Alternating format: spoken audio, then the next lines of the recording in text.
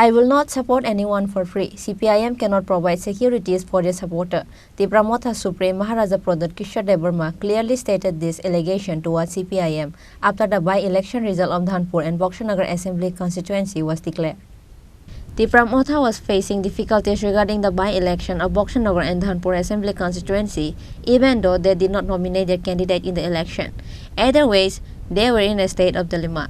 Tripura Motha needed to face the problem whom to support and not to. In the end, though Tripura Motha has decided to remain neutral by not supporting both parties and not contesting in this by-election, it was seen that they were campaigning through pictures. Whom did they campaign door-to-door to support? There was no clear response to that question. However, an allegation was raised saying if wanted to defeat BJP must vote for CPIM. Finally, the vote was counted on Friday. BJP has won in both the constituencies with maximum votes breaking the previous record. CPIM was excited to win this by poll with the votes of Congress and Tripura Motha.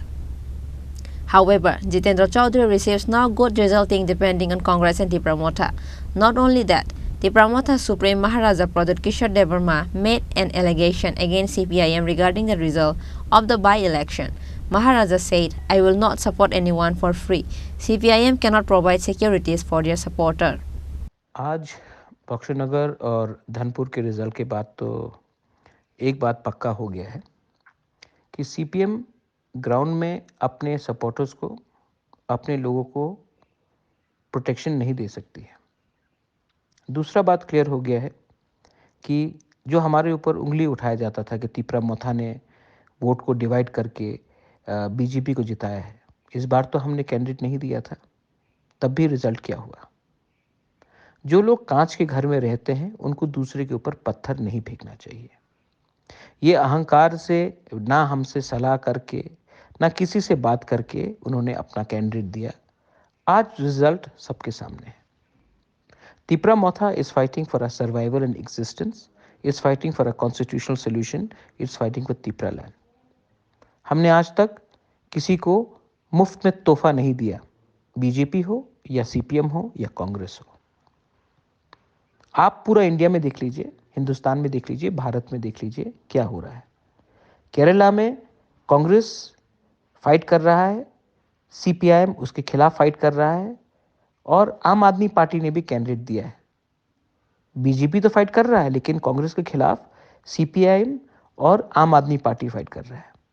पश्चिम बंगाल में Trinamool fight कर रहा है, BJP fight कर रहा है और CPIM ने भी कैंडिडेट दे दिया। ये सब अपने आप को इंडिया अलायंस बोलते हैं।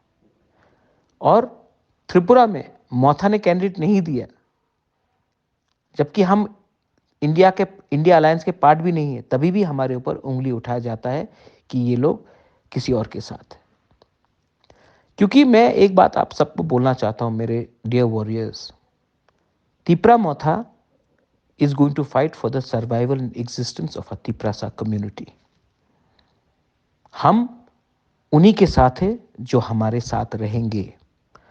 हम किसी को मुफ्त में अपना सपोर्ट नहीं देंगे। जय त्रिपुरासा, त्रिपुरा मोथा आइक लोकथोंग, त्रिपुरासा आइक लोकथोंग, त्रिपुरासा दोफा आइक लोकथोंग। This is Bubagra speaking to all of you all. CPIM State Secretary Jitendra Chaudhary earned nothing this time also for the second time depending on Tripura Motha. The Tripura Motha has said goodbye to CPIM after the result of by-election. However, Maharaja further also tried to say they are not the puppet of BJP. Bureau Report, Chini Khorang.